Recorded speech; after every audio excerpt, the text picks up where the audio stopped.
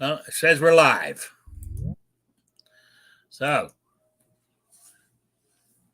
welcome from the crossroads of America.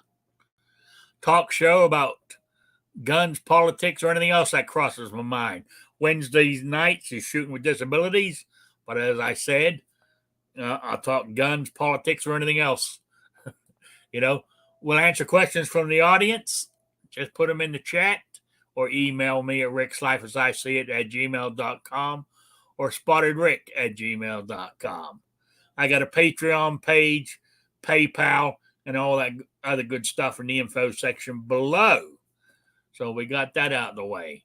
So let me see. Let me deduce my. Let me work this out right. How am I doing this? Oh damn! Lost my chat. There it is. Let's introduce Jason Stewart. How you doing? Oh, doing good, Rick. Glad to be here. Thanks for the invite. I'm glad you're here too. Then we got the one and only Squibload. How you doing? Hey. All right. Got that taken off. Then snuck in at the last second. Our man from behind enemy lines, New York Outcast. How you doing? Doing well. Thanks for having me. Thanks for joining us, everybody. Okay. Hopefully everybody's well this evening. All right. And, okay, let's see. First in the chat tonight was Kingpin. Then Tactical Fudd, Jason Stewart doing double duty. Then we got Shady Hill Homestead, 2 Live Moo so far are coming in. I don't know if what am I looking for? Have I got it? I need your address, 2 Live Moo. I can't find it.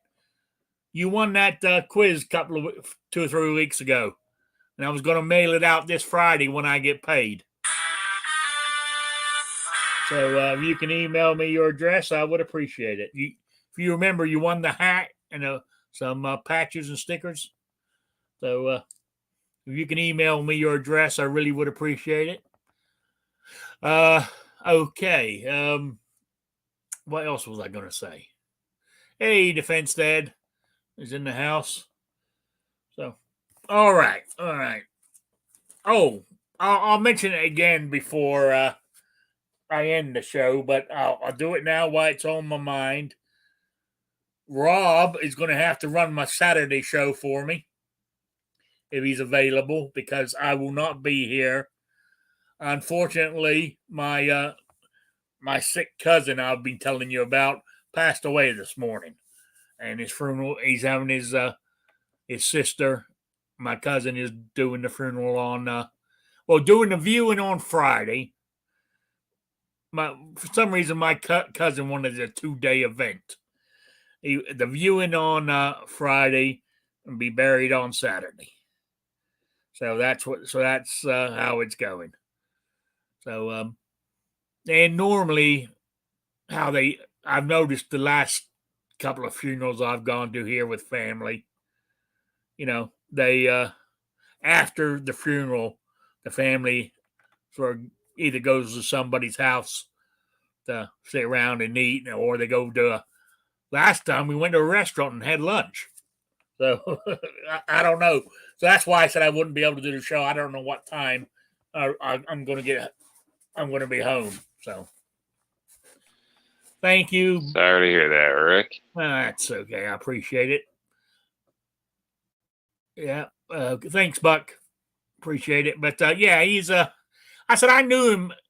I mean, I used to hang out with him when I lived here on the farm, during the summer holidays when I spent here, or summer holidays. There's my English coming out on school break, summer time, vacation and stuff. So, yeah, then, I've seen him quite a few times since I've been living here, back here, so, but he's been sick for last year. I mean, his way of living finally caught up with him, smoking and drinking and, I know they say that this is my opinion and I'm sticking to it. I know a lot of people say, you know, weed is not addictive or anything. So be it. If you don't believe that, that's fine. But that's what he started on. And he ended up on crack. That's all I'm saying. Because the weed wasn't doing it. So he wanted to try something, different. That's all I'm saying. So anyway, that's enough about that. So anyway, his health has been going downhill big time. He's been getting blood clots and all this kind of stuff. He's got. They think. I mean, he never actually made it back to the doctors to find out if that big spot they saw in his lungs was cancer or not. But he had kidney issues, liver issues, and even before. I mean, I was talking to my cousin. He died today, which is Wednesday. I was talking to her yesterday, Tuesday, checking to see how she was holding up. And she told me it ain't going to be long now. I mean, she said he's laying there in bed and he's not awake or anything, he's sort of thing, but there's blood dribbling down the corner of his mouth. You know what I'm saying? So he was in a bad way. So in some ways, it's glad that it's over, So, all right. Now back to my topic. I didn't even mention it, but as I said, this is shooting with disabilities. And, I don't have a lot. I was actually, before I found what I was thinking about was that now that, I don't know about where everybody else lives, but here in southern Indiana, today was a bit cool. Only got up to the high 60s today. But yesterday it was up in the 80s. But I'm saying now the warmer weather's finally getting here. I've noticed that, and I've mentioned this before, the arthritis eases off when it's warmer. It just, my hands don't hurt as much and stuff, but my back still gives me grief. I decided to,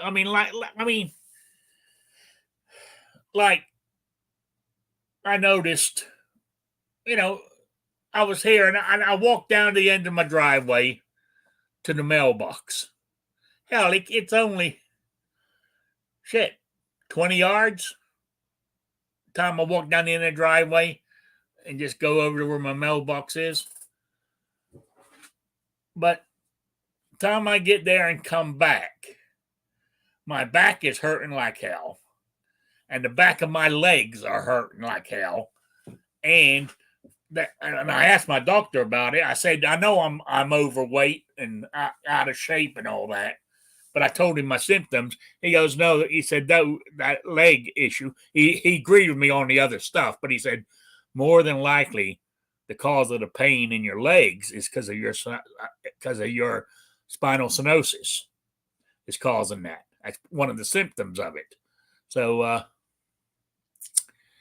so it's, I'm just saying, I'm saying, so that annoys, it really gets me that I'm like that. I know I've been big all my life. It ain't no getting around it. I've been a big boy all my whole life, but it's never stopped me doing from what I wanted to do. But ever since I've got hurt that time at work and my body, it just seemed to collapse all in one go. Boom. And I hate it. I hate asking for help. It's even like if I drop a coin on the ground, right? I can't, even though I got new hips because of my back, I can't, and because of I can't squat down to pick my money up.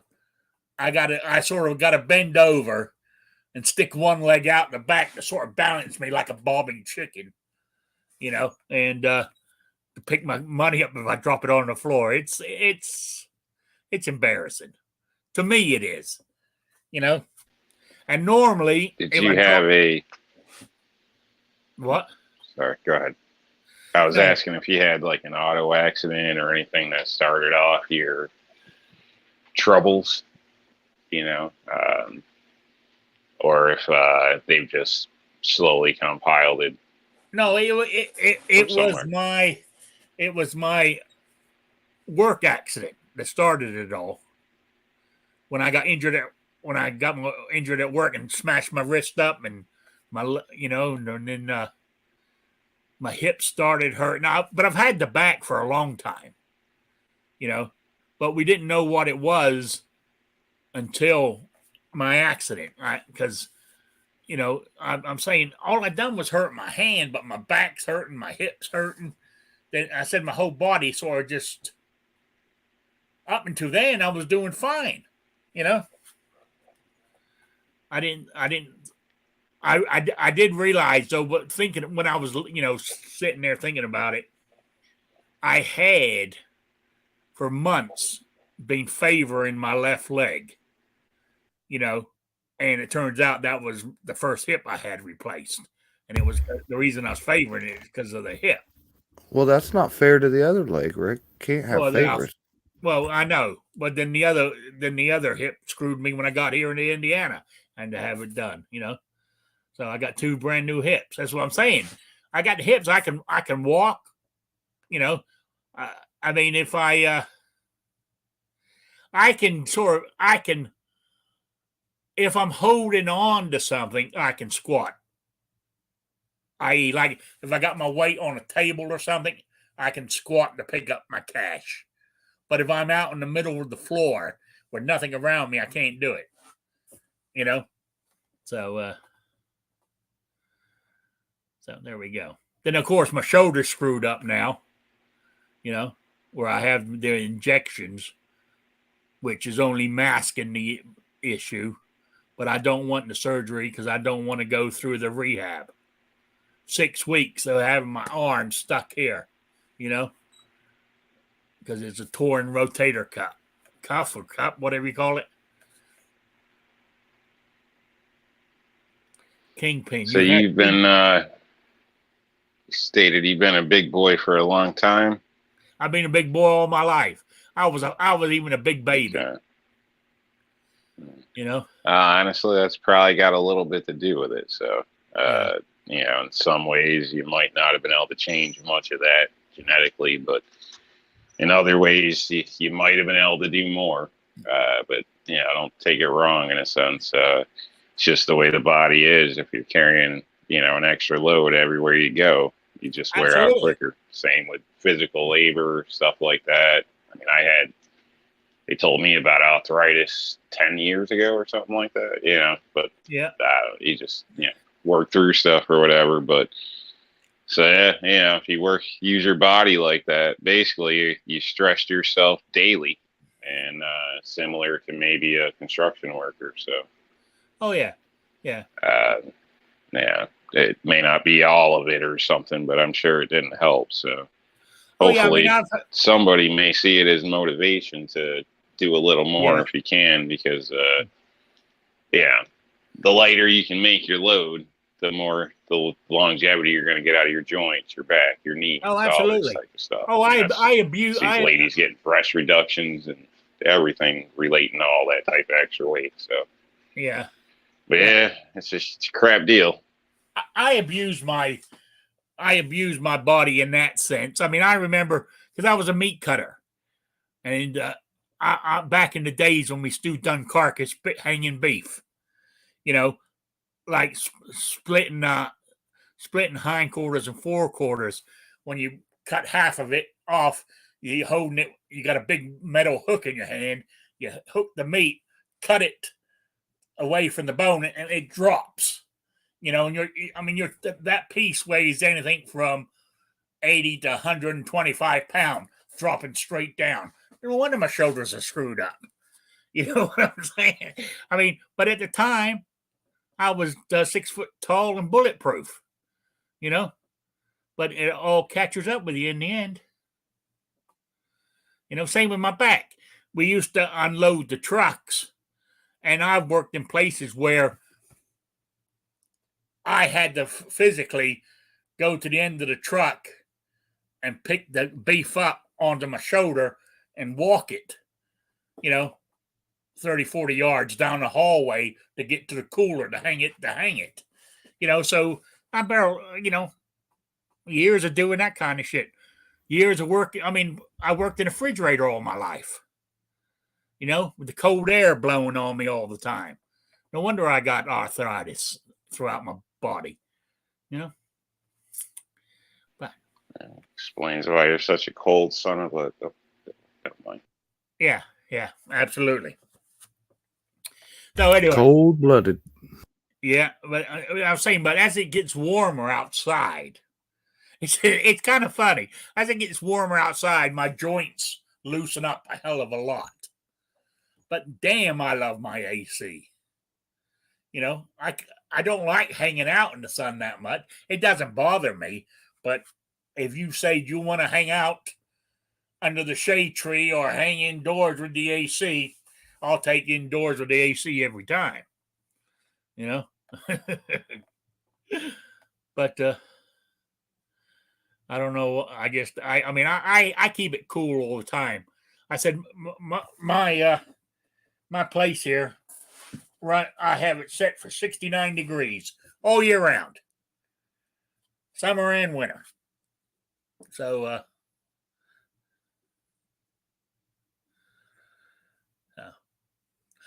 back to what Kingpin was saying. Yes, I got 2 new hips. I can, as I said earlier, I do walk, but I can't walk far because of the pain the spinal stenosis gives me in my legs. So, I can walk, then I have to stop and rest for a minute or two. Then I can start off again. I can't walk continuously. I have to, even like getting out of my truck, walking into Deb's Diner, walking halfway through the restaurant, sit down at the table I normally sit at, I'm fine. I can do that. It doesn't bother me.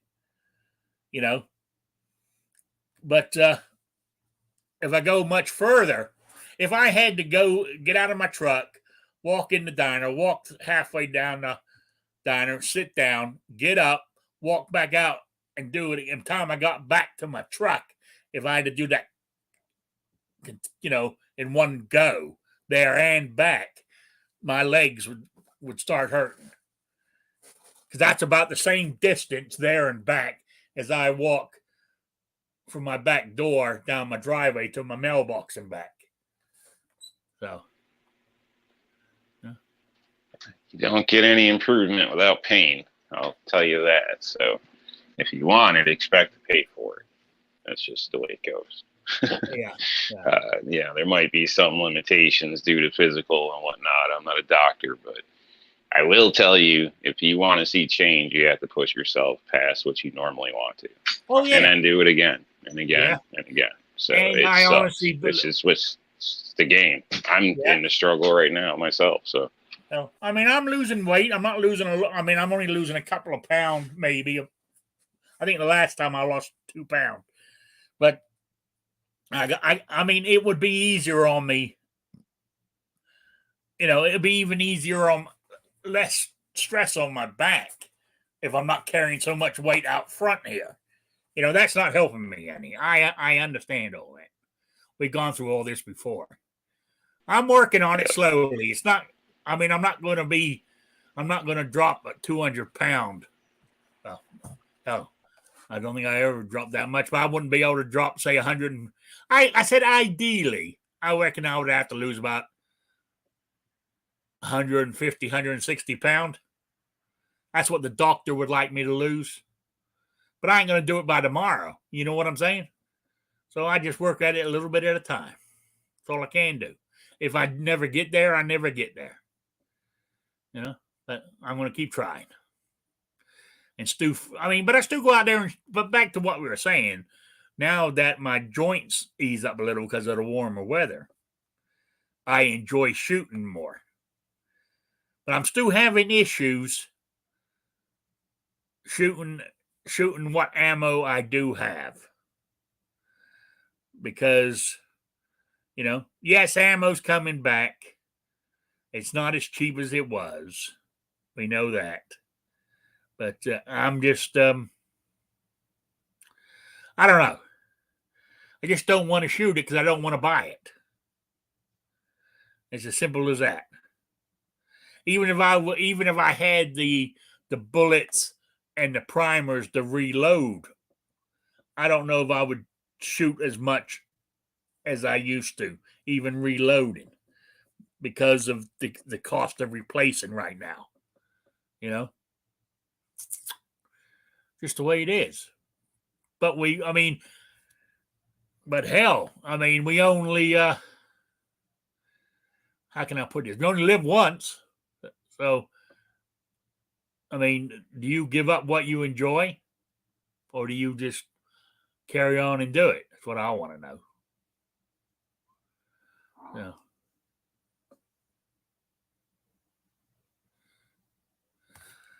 What did you just type in there?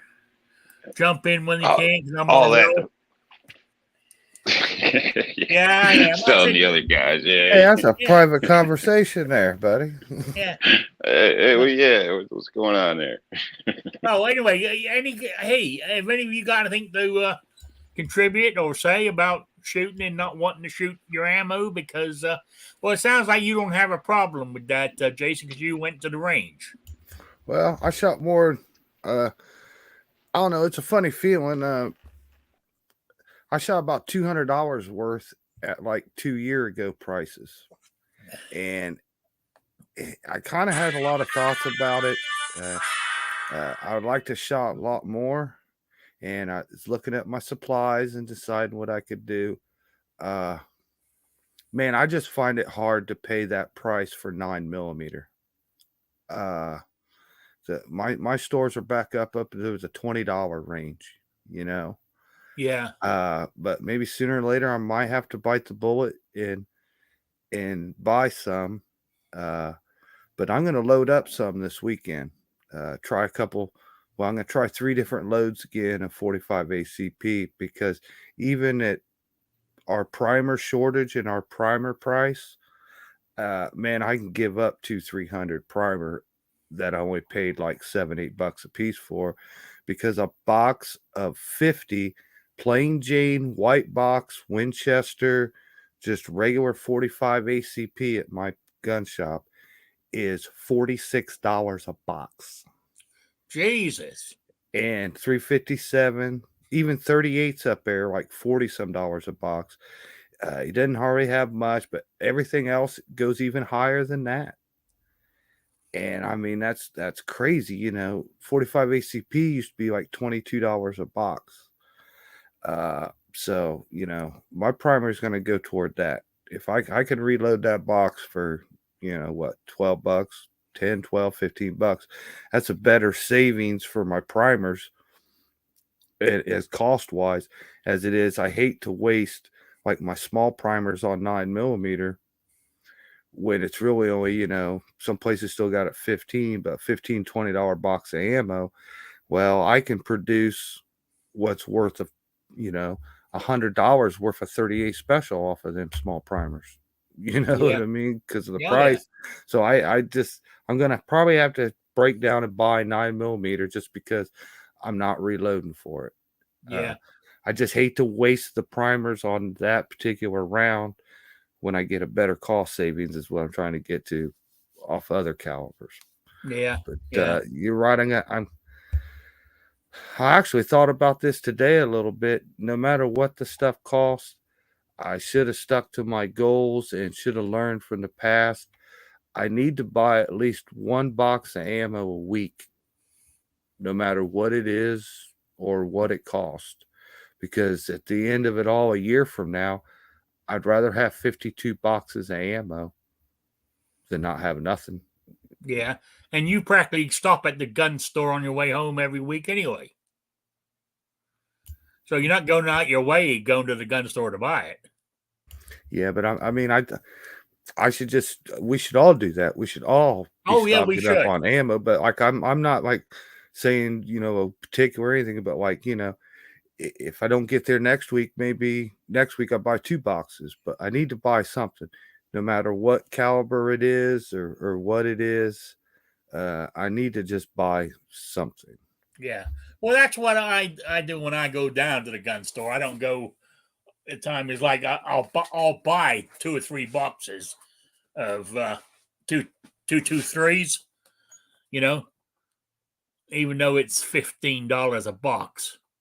That's what it was last time I bought some. I don't know if it's gone up since then, but it hurt. It just if I had the primers, I would reload than pay $15 a box.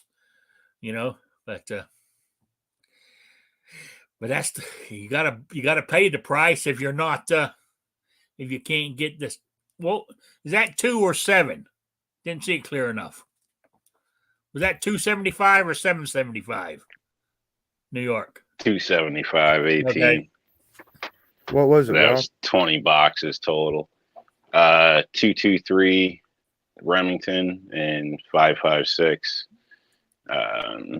It's 19 boxes of the 556 at $12.99, and they only had one of the 223 that was $7.99. But that's prices from pretty much around the last time I was buying it, and that's dated 9/23/2020.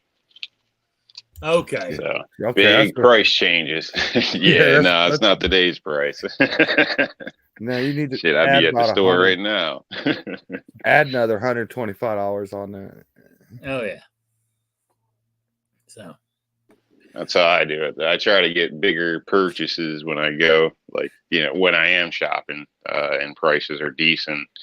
I do the little by little, and then if I get an extra chunk of money that, I can blow or whatever, I'll just, dump a little bit, like they're $300 on ammo in a sense. So that way later down the line, these times I can go out and shoot and not have to worry about it. Like, honestly, I didn't even think of ammo yesterday. So now hang on a minute. Let's back up here. If I get some extra cash to blow, I'll go buy $300 worth of ammo. What are you doing spending $300 of ammo? You should be saving that for a rainy day because you don't know what's coming down the road. Shit, that's half the That's price what of you the say. block. I bought that to shoot. That's what you say to me. Yeah, because you're talking, you got 75 rounds of this, 300 rounds of that, like, and that's about it. Like, there's a difference. I've got a stashes, we could state, plus the ammo I buy to shoot. So, no matter what, I've always got a certain number, set aside. Everything else is just what I want to do with it. Yeah. Well, I've got But, plenty of- that's after buying for 5-10 years. You know what I mean? So Yeah. regularly. Yeah. It's almost like how I did it with construction or whatever. Every paycheck I bought a tool.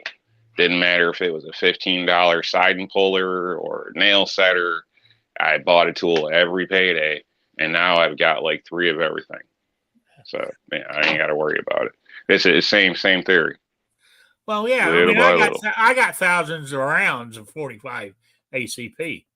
I got thousands because that's what I used to reload, and that's what my carry gun was, and that's what I shot most of the time.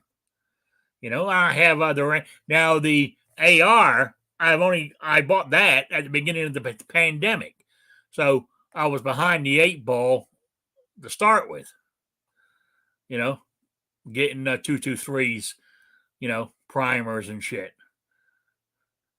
Actually, I remember when I first bought it, they had run out of primers in this area. And I managed to scrounge some off my cousin, and stuff like that. So I've never been ahead with the 223 with the AR there. That's hanging on my RNL displays.com wall mount, by the way, everybody. I think it looks cool. It sits there like it's floating just in front of that picture there that it's hanging on. And it also comes with a desk mount right here. Comes with that and the wall mount and all the hardware to hang it up. And when you go through the checkout, type in Rick's Life and get 15% discount. So there you go. Get yourself a badass display like Rick's. Yeah, that's right. Tactical FUD. My molds came in the mail today. Okay. Oh, that's right. Your molds. You're going to start doing casting, right? Yeah, I remember we were talking about it last week. Yeah, and I was waiting for you to show up because I was going to ask you what I needed minimum to get started on that, Jason. Since you do it, don't you? What you need to start casting? Yeah. Oh yeah, yeah. I'd love to have a casting chat.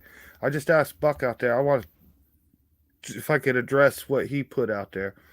I just want to tell you, Buck, if you bought the 45 230 grain round nose from Lee, that bullet's really for a 45 Colt. It will work at a 45 ACP. I bought the same mold, but if you pay attention and look at it, it's got two rings in it. One of them's a crimp groove ring for like a revolver cartridge. So to get that to work for 45 ACP, you really got to set that bullet a lot deeper than you probably was going to like to. So that I bought that mold myself and casted some with it before I found that out. But that bullet sits deep, just so you know. That might cause a problem in your 1911. But that bullet, even though it's, could be sized for 45 ACP, that's technically more of a 45 Colt bullet. Well, if you set it too deep, you're going to affect the pressure inside the brass of the cartridge. Well, you get what I'm saying. The bullet has the crimp groove ring at the top. Yeah, I know what you mean. Okay. The other one is a lube groove for lube because it's a cast bullet, but I'm sure Buck's powder coating it, so that's fine. But that other groove is I didn't even notice it when I bought the mold myself or even gave it a thought. You know what I mean? But that's your crimp, that's your groove for your crimp, your roll crimp. To get past that, you see, you're pushing that bullet down in there a lot farther. So just so you know, your 45 can. Sometimes they don't like them short. You know what I mean? It's gonna make that case bounce off your lip of that case bounce off your feed ramp. So that's what she said. Did you buy different mold? Yeah, I got some other molds. For my 45, I'm mainly just running the 200 grain semi wad cutter. Tried and true, old fashioned bullet. I mean, hell, I don't know how many years they've had that. A lot, 50, 60 years. The load date is there. It's pretty common. And everybody always say that's the most accurate bullet you can get for 45. So that's what I went with. I do have the Lee molds for those, but I'm looking to get a couple nicer molds, maybe an NOE mold or a Lyman mold or RCBS mold of the exact same bullet, 200 grain semi wad cutter, and see if there's any, if I come up with any differences between the name brands of the molds or not. See if there's one a clear winner than the other ones or not. So, what do you melt your lead in? I got a Lee 420 melting pot. The 420? Yeah. No, I don't. Well, it's hard to say, but put this way, for casting though, if you go with a Lee mold and you get you a Lee furnace and you kind of get the bare minimum stuff you need. You can scrounge it for around the house. Uh, it's not a very big investment, and it's really fun. It's just as much fun as reloading. It's good to learn. It's just an exciting time to mess with casting. But if you're ever worried about the cost, as soon as you can cast up your first batch, as soon as you can cast up 500 bullets, you've more than paid for your equipment. I mean, it's that cheap. I mean, you can get the mold, one mold from Lee, 25 bucks. You can find the furnace sometimes, uh, 65, 75 bucks. I think my total investment the first time I casted, with all the things I could think of and buying, brand new stuff at the store, cookie sheets and spoons and stuff. I think I spent like $130 What do you just need to get cookie started. sheets for? Um, okay, I use cookie sheets because you're dealing with hot lead. You got to have one cookie sheet to smack off your sprue on the top, your overflow of lead. You need a cookie sheet or pan, tin pan, pie pan, something. You need to keep that separate. Then you need like a cookie sheet with a towel on it to drop your bullets out of your mold onto. And then it's good to have, I like another little cookie sheet around there. Your spoons that you're stirring your pot with and fluxing off the top. It's nice to have something to put those spoons on, or to set something down that's hot, because everything's going to be hot now. Everything. I mean, everything you're dealing with here is going to be hot to where you just can't lay it on something that's Do you not, need special gloves? Yeah, you're supposed to, but I haven't used gloves. Uh, but yeah, you should wear some leather gloves if you could. Uh, but yeah, there's a lot of household items that you end up using casting. Stuff you grab right around the house real quick and repurpose it. You can't cook with it any longer, but you can get you could order a Lee pot, like I was saying, in a mold, and maybe a couple other things from like the Midway, the reloading shops, things like that. And then pretty much everything else you will ever need, you can buy it at the grocery store or at Walmart or something. Okay. All right. Yeah, but it's Yeah. it's it's cheap to get into and it's fun. Right now I'm doing it the most expensive way that you can, and because I'm buying lead. Uh, but I've had it figured up. I can make about 1,000 rounds of 45 ACP for between 60 and 70 bucks. That ain't bad. No, I mean, even if you go to Barry's, that's half the price for the bullets.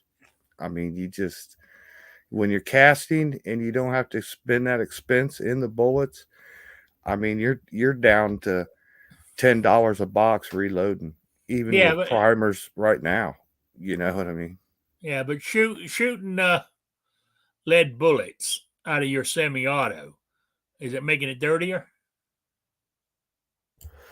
No, no, you're we kind of I skipped that part. Whatever. Uh, Powder. You got to powder coat your bullets when you're done. Oh, okay.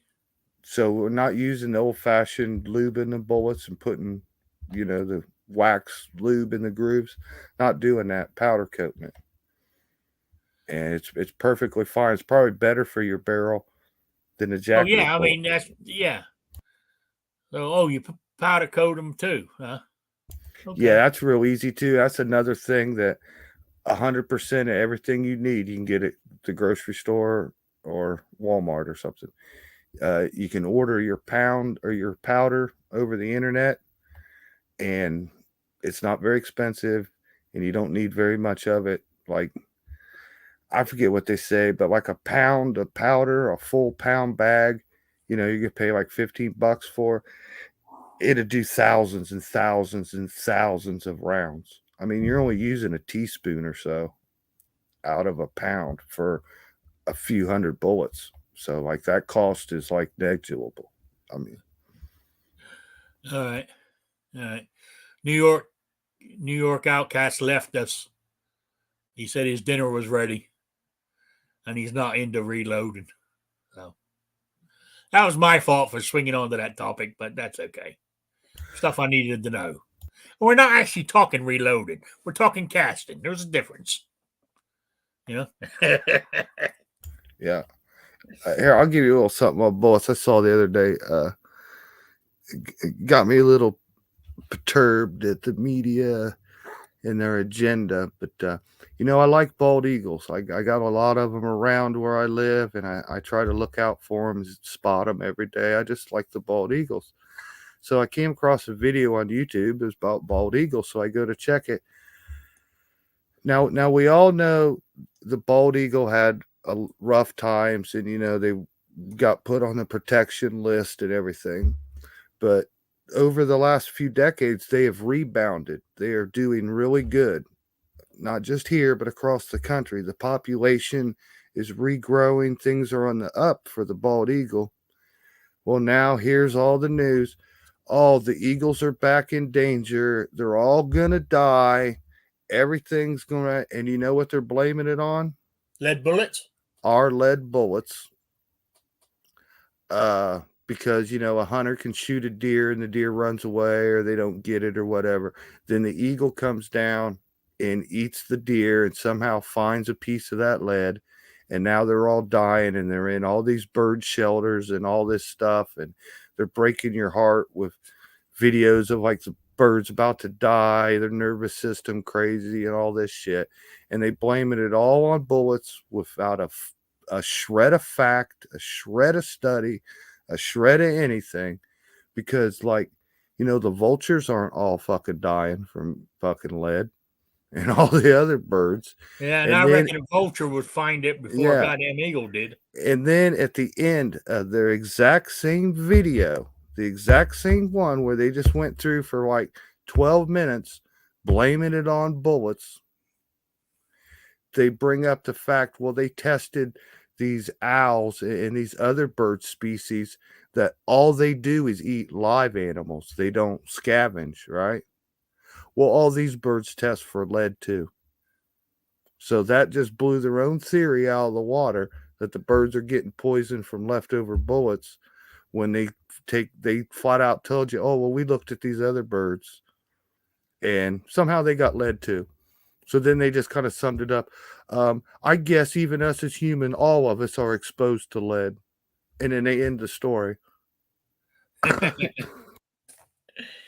yeah.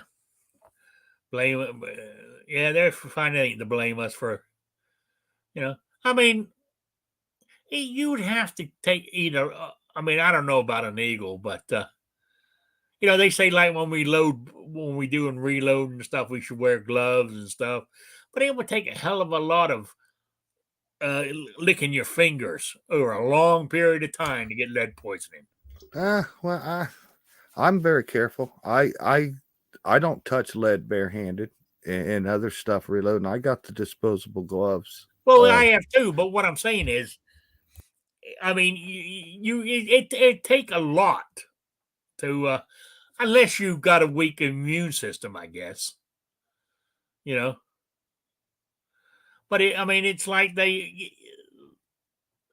what I'm saying is, it's just not like like a bald eagle. I would imagine if he did eat lead, one little tiny piece is not going to kill him. Why wouldn't the damn thing spit it out? Well, it's so small, he just swallowed it with the chunk of meat that he bit into, that he ripped off with his claws and his beak, I guess. I don't know. Well, I've ate plenty of pheasant where I chopped my teeth down on a shotgun shot. Yeah, and that's lead. That hurts, but I'm still here. That's lead. Back in the day, they were made out of lead. So. Boy, that does hurt like hell too, because you're eating and you're chomping fast and chewing and having a good meal and that's good, and bam, one of them little BB pellets in between your teeth. Oh, that hurts. Yeah, I know. I've done that too. Yeah. That's the evening mom gets yelled at by everybody. Yeah, well, it's hard to get those out. I mean, it's hard. I mean, I doubt if you would get them out. I mean, you would have to hack it up to hell to find them. So That's why I use the most powerful cartridge in the world, the 9mm. It'd just go clean through. yeah, yeah, cauterizes it on the way out. It's half cooked before you can get home. That's right. Oh, dear. All right. Squid must be busy because he ain't said a word. But that's okay. He'll jump in when he's ready. So, I'm kind of busy here working to pay your Social Security, Rick. that's what I just said. That you're more likely busy. That's why you haven't spoke. Besides, what the hell can I add to this? I don't know your perspective on casting. I'll tell you one thing I've noticed lately: Ruger firearms. Yeah. Maybe you guys could tell me wrong, but I kind of keep my eye on lots of different guns and their prices, and I'm kind of proud of a lot of our gun manufacturers over the last 2 years. Their prices really haven't increased that much, not at a shocking level. But go check out what Ruger's prices are right now. Almost every single Ruger gun you look at is way overpriced on their website, on places that's for sale. I don't know their corporate decisions or something, but their guns have suddenly gotten to the price point of like they're not a bargain purchase anymore. You know what I mean? I was sitting there looking, Ruger 1911s are going for $1,000. Damn. Ruger Ranch rifles are $1,100-$1,200 rifle. Just all their guns down the list were like several $100 more than they used to be. And I don't know what's changed, but the other guns their prices seem okay, but man, I'm seeing Rugers that the price is just too high. I mean, like, damn, you know what I mean? Like, I understand the economy and I'm all for an American company. I'd be willing, you can hit me for 50 or $100, but don't go hitting me for $200-$300 on a single firearm. I mean, that's Yeah, they're taking advantage of the situation. they're the thing about Ruger, and you may not want to admit it if you're a real big Ruger fan. The reason that you got your Rugers and you like them is because they were affordable, and they're a good solid gun, but they're affordable. You take the affordability out of it, and you're crazy. It's like the 1022. I mean, you can just do anything to a 1022. The prices I have seen on those have been creeping up the last couple of years. 1022s right now are in the $300 and $400 range. Damn. And I have to knock on Ruger. The 1022s they make right now are not even close to an all metal real 1022 they used to make years ago. They have cheapened and lightweightened them completely up, and the prices is outrageous. I just don't get it. I mean, I'd love to have a dozen more 1022s, but now they're at a price where that's just flat ridiculous. Yeah. Kingpin says Ruger cracked the bed with the LC and EC small carry gun line. And Defense Dad said Ruger has had some specials lately, but they're online deals. Most big gun stores are charging MSRP for them now. Yeah, and a lot of times if you go on their website and see the MSRP, you normally got it. Normally a fair bit cheaper than that. Yeah, it's just what I see. Now, I did see that, like the Ruger AR-15 that they sell, that was at a decent price. That was like those are running around in the $700 range. but pretty much everything else I looked at was crazy. Like all the Blackhawks and everything, they're starting at $1,100-$1,200. Damn. And I think Ruger's screwing themselves that, like, I mean, just like the Ruger 1911. I have one. I like it. I know how it's made and where they cut cost and everything. At $600 and $700, that's a good gun. At $1,000, that's not a good gun anymore. You can go elsewhere and buy better for that kind of money. So I just think that hurts them tremendously. Yeah. Yeah. I do too. Huh. I have to. Yeah, because I was looking at the Ruger for, getting my later on this year, my 357 Magnum that I want. I was looking at Rugers, but And no, Vaqueros, yeah, $1,000, man. for Vaquero. Yeah, yeah. Go look it up. Go to Midway and go look at their guns, or go to Ruger and do their little drop down list and choose and look and see what those prices are. It's crazy. Yeah. Even their little small, well, I shouldn't say small, but they're a good gun. All the Ruger Mark series, the 22 long rifles. Yeah. Those even good models, that should be in a $300 range gun for a good one. Those are up there high price too. $400, $500, $600. I don't know what's going on with Ruger, but I didn't notice those prices like a few months ago. But this week here, I was, doing a little window shopping, and I was just stunned at Ruger's prices. And I've been waiting on one of the new Marlins when they start making that 336 when it comes out. But they're out of your mind if you think I'm going to give you $1,000 for a Ruger 336. Yeah. I mean, they better not even try that. That gun better be right back down there at $550, $600, or I don't want one of them. Yeah. Defense Dad said they got used to people paying more and haven't dropped prices because of it. People are still snatching them up. If people are still buying them, they're going to keep doing it. Yeah, but I see it's a shame that I don't know. It'll hurt them in the long run, or they'll have to drop prices.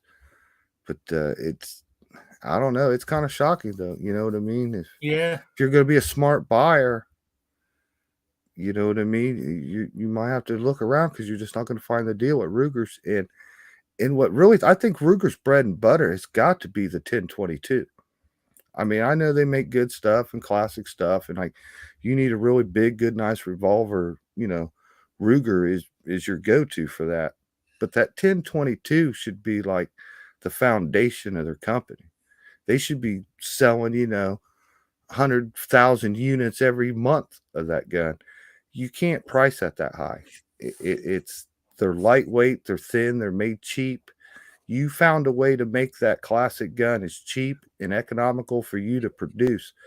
You got to pass that price on to the consumer, because no one's going to go be buying 1022s, and then because you got to change everything on it, fix it up. I know a lot of people put $750,000, even $2,000 in a Ruger 1022 to make it some competition rifle, but your everyday guy, he's not going to want to spend $750 and $1,000 on a mildly beefed up 1022. I mean, that's just a waste of money.